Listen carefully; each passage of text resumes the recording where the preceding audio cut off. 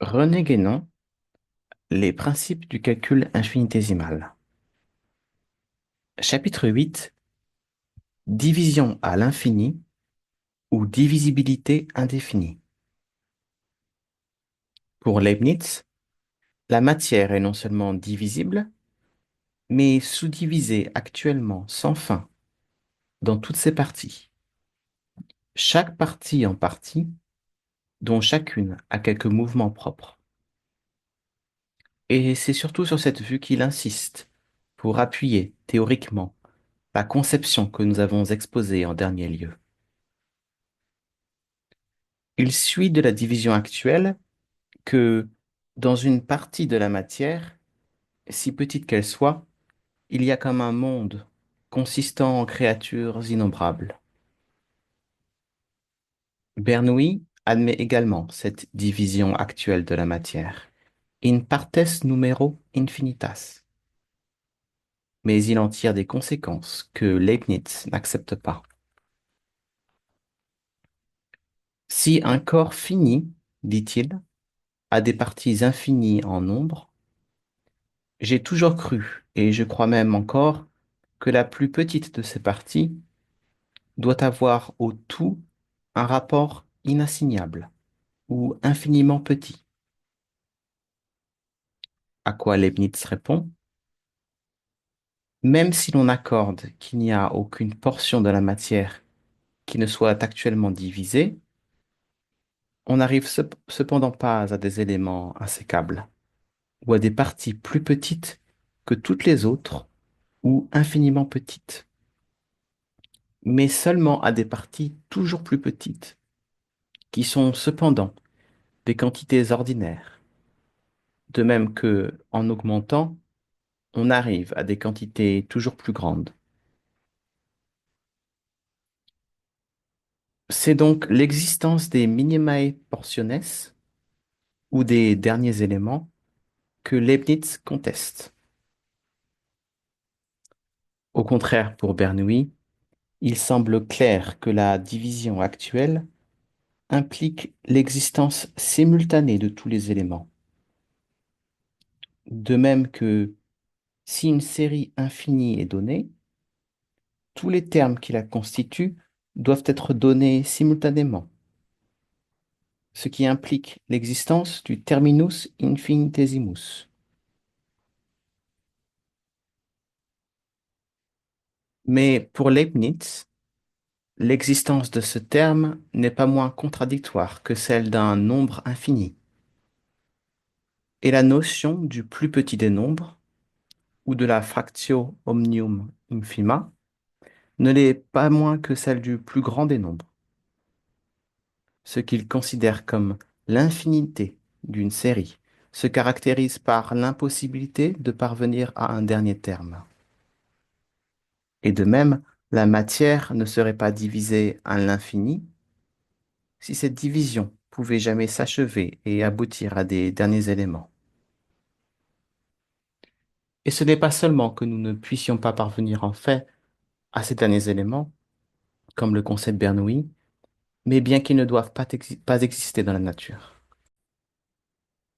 Il n'y a pas plus d'éléments corporels, insécables, ou d'atomes au sens propre du mot, qu'il n'y a dans l'ordre numérique de fractions indivisibles et qui ne puissent donner naissance à des fractions toujours plus petites, ou qu'il n'y a, dans l'ordre géométrique, d'éléments linéaires qui ne puissent se partager en éléments plus petits. Au fond, le sens dans lequel Leibniz, en tout ceci, prend le mot infini, est exactement celui où il parle, comme nous l'avons vu, d'une multitude infinie. Pour lui, dire d'une série quelconque, aussi bien que de la suite des nombres entiers, qu'elle est infinie, c'est dire non qu'elle doit aboutir à un terminus infinitesimus, ou à un nombre infini, mais au contraire qu'elle ne doit pas avoir de dernier terme, parce que les termes qu'elle comprend sont plus quam numero designari possint, ou constitue une multitude qui surpasse tout nombre. De même, si l'on peut dire que la matière est divisée à l'infini, c'est parce que l'une quelconque de ses portions, si petite qu'elle soit, enveloppe toujours une telle multitude.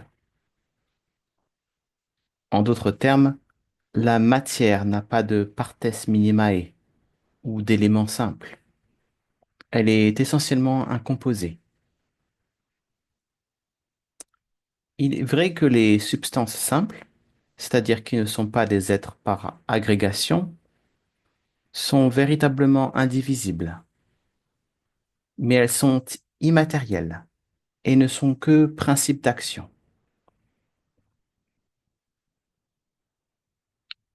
C'est dans le sens d'une multitude innombrable, qui est d'ailleurs le plus habituel chez Leibniz, que l'idée du soi-disant infini peut s'appliquer à la matière, à l'étendue géométrique et en général au continu, envisagé sous le rapport de sa composition.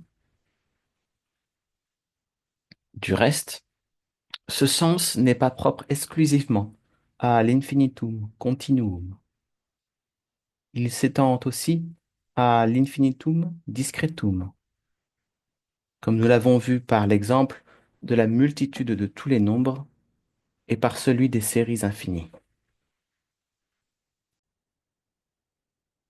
Et pourquoi Leibniz pouvait dire qu'une grandeur est infinie en ce qu'elle est inépuisable, ce qui fait qu'on peut toujours prendre une grandeur aussi petite qu'on veut.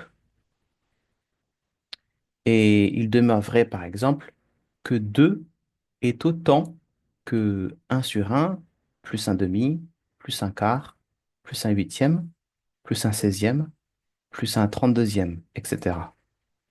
Ce qui est une série infinie, dans laquelle toutes les fractions dont les numérateurs sont 1 et les dénominateurs de progression géométrique double sont comprises à la fois, quoiqu'on y emploie toujours que des nombres ordinaires, et quoiqu'on n'y fasse point entrer aucune fraction infiniment petite, ou dont le dénominateur soit un nombre infini. De plus, ce qui vient d'être dit permet de comprendre comment Leibniz, tout en affirmant que l'infini, dans le sens où il l'entend, n'est pas un tout, peut cependant appliquer cette idée au continu. Un ensemble continu, comme un corps quelconque, constitue bien un tout, et même ce que nous avons appelé plus haut un tout véritable, logiquement antérieur à cette partie et indépendant de celle-ci. Mais il est évidemment toujours fini comme tel. Ce n'est donc pas sous le rapport du tout que Leibniz peut le dire infini, mais seulement sous le rapport des parties en lesquelles il est ou peut être divisé, et en tant que la multitude de ces parties surpasse effectivement tout nombre assignable. C'est là ce qu'on pourrait appeler une conception analytique de l'infini, due à ce que ce n'est en effet qu'analytiquement que la multitude dont il s'agit est inépuisable, ainsi que nous l'expliquerons plus loin. Si maintenant nous nous demandons ce que vaut l'idée de la division à l'infini, il faut reconnaître que, comme celle de la multitude infinie, elle contient une certaine part de vérité, encore que la façon dont elle est exprimée soit loin d'être à l'abri de toute critique. Tout d'abord, il va de soi que, d'après tout ce que nous avons exposé jusqu'ici, il ne peut aucunement être question de division à l'infini, mais seulement de division indéfinie. D'autre part, il faut appliquer cette idée non pas à la matière en général, ce qui n'a peut-être aucun sens, mais seulement au corps ou à la matière corporelle si l'on tient à parler ici de matière, malgré l'extrême obscurité de cette notion et les multiples équivoques auxquels elle donne lieu. En effet, c'est à l'étendue et non à la matière, dans quelque acception qu'on entende, qu'appartient en propre la divisibilité. Et on ne pourrait confondre ici l'une et l'autre qu'à la condition d'adopter la conception cartésienne, qui fait consister essentiellement et uniquement la nature des corps dans l'étendue, conception que d'ailleurs Leibniz n'admettait pas non plus. Si donc tout corps est nécessairement divisible, c'est parce qu'il est étendu et non pas parce qu'il est matériel. Or, rappelons-le encore, l'étendue en tant que quelque chose de déterminé ne peut pas être infinie. Et dès lors, elle ne peut évidemment impliquer aucune possibilité qui soit infinie plus qu'elle ne l'est en elle-même. Mais comme la divisibilité est une qualité inhérente à la nature de l'étendue, sa limitation ne peut venir que de cette nature elle-même. Tant qu'il y a de l'étendue, cette étendue est toujours divisible. Et ainsi, on peut considérer la divisibilité comme réellement indéfinie, son indéfinité étant d'ailleurs conditionnée par celle de l'étendue. Par suite, l'étendue comme telle ne peut pas être composée d'éléments indivisibles, car ces éléments, pour être vraiment divisibles, devraient être inétendus. Et une somme d'éléments inétendus ne peut jamais constituer une étendue. Pas plus qu'une somme de zéros ne peut constituer un nombre. C'est pourquoi, ainsi que nous l'avons expliqué ailleurs, les points ne sont pas des éléments ou des parties d'une ligne, et les vrais éléments linéaires sont toujours des distances entre des points, qui en sont seulement les extrémités. C'est d'ailleurs ainsi que Leibniz lui-même envisageait les choses à cet égard. Et ce qui fait précisément, suivant lui, la différence fondamentale entre sa méthode infinitésimale et la méthode des indivisibles de Cavalieri, c'est qu'il ne considère pas une ligne comme composée de points, ni une surface comme composée de lignes, ni un volume comme composé de surface.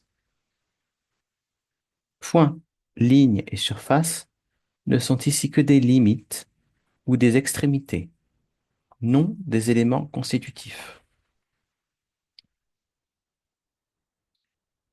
Il est évident en effet que des points multipliés par quelque quantité que ce soit ne pourraient jamais produire une longueur, puisqu'ils sont rigoureusement nuls sous le rapport de la longueur. Les véritables éléments d'une grandeur doivent toujours être de même nature que cette grandeur, quoique incomparablement moindre. C'est ce qui n'a pas lieu avec les indivisibles. Et d'autre part, c'est ce qui permet d'observer, dans le calcul infinitésimal, une certaine loi d'homogénéité qui suppose que les quantités ordinaires et les quantités infinitésimales des divers ordres, bien qu'incomparables entre elles, sont cependant des grandeurs de même espèce. On peut dire encore à ce point de vue que la partie, quelle qu'elle soit, doit toujours conserver une certaine homogénéité ou conformité de nature avec le tout, du moins autant que l'on considère ce tout comme pouvant être reconstitué au moyen de ces parties par un procédé comparable à celui qui sert à la formation d'une somme arithmétique. Ceci ne veut d'ailleurs pas dire qu'il n'y a rien de simple dans la réalité, car le composé peut être formé à partir des éléments d'une toute autre façon que celle-là.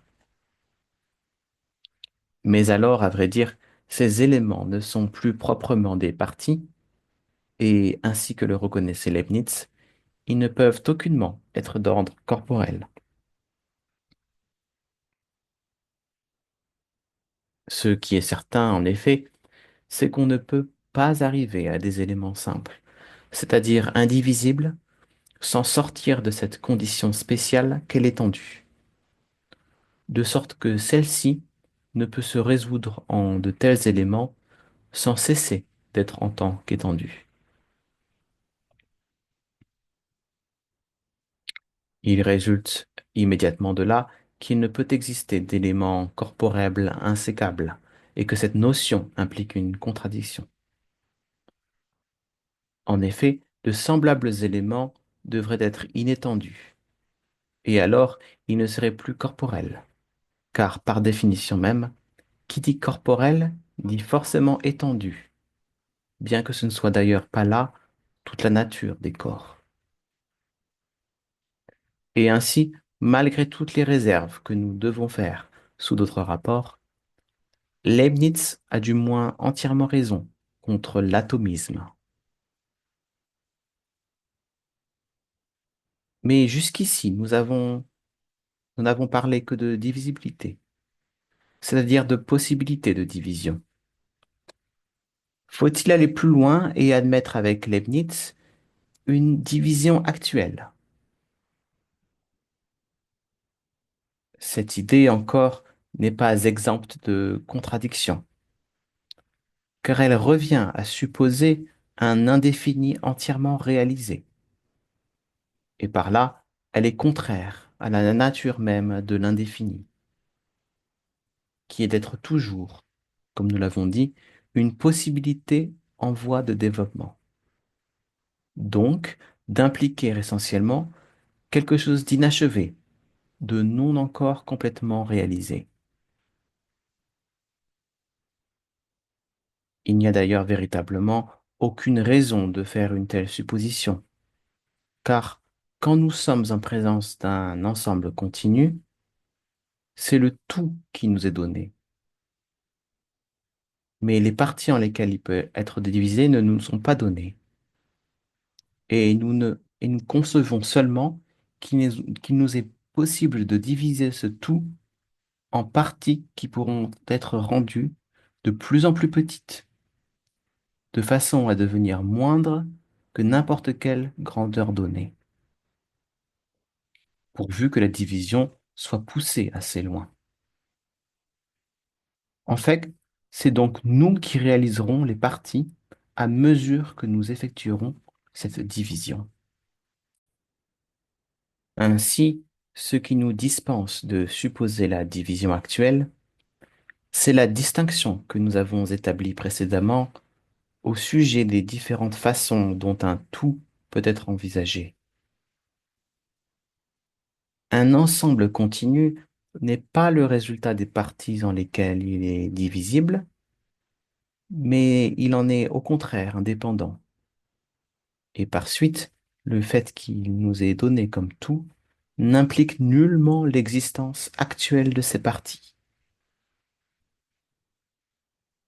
De même, à un autre point de vue, et en passant à la considération du discontinu, nous pouvons dire que si une série numérique indéfinie nous est donnée, cela n'implique en aucune façon que tous les termes qu'elle comprend nous soient donnés distinctement, ce qui est une impossibilité par là même qu'elle est indéfinie.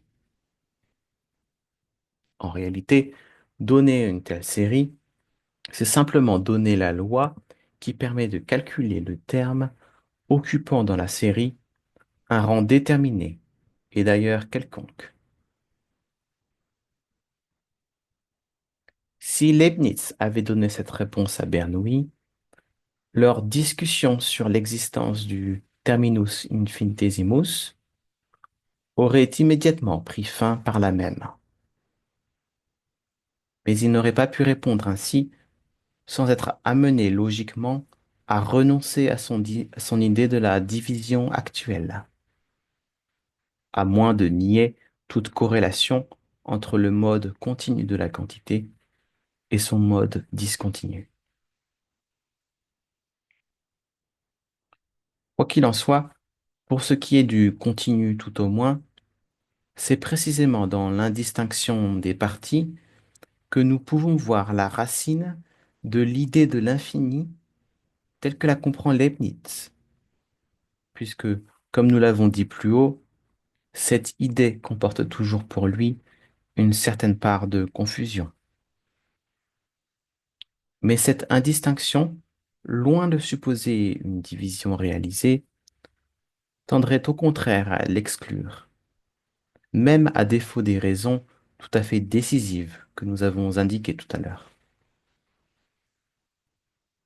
Donc, si la théorie de Leibniz est juste en tant qu'elle s'oppose à l'atomisme, il faut par ailleurs, pour qu'elle corresponde à la vérité, la rectifier en remplaçant la division de la matière à l'infini par la divisibilité indéfinie de l'étendue.